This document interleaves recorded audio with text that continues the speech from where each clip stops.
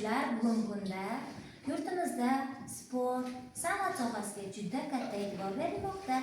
Xo'sh, qizlar sportiga qanday e'tibor berilmoqda yoki umuman sport sohasida qanday o'zgarishlar bo'lmoqda? Shu videomiz orqali keling ko'rib, tanishib olamiz.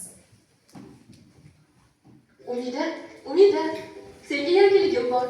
O'zbekistonda ilk bor o'quvchi qizlar o'rtasida futbol bo'yicha yirik musobaqa maktabgacha va maktab ta'limi vaziri kubogi tashkil etilyapti. Tasavvur qilyapsanmi? Xabarim bor Farangiz.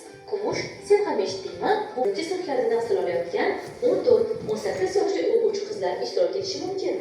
Eshitganimda juda xursand bo'lgandim. Musobaqa 3 bosqichda o'tkaziladi.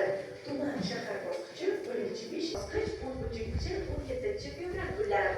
Respublika bosqichi 24-30 mart kunlari aynan Surxondaryo viloyatida bo'ladi. Sevinch, bizni o'zing kutib olasanmi? Albatta o'zim kutib olaman. Eslatib o'tay, barcha oilalar va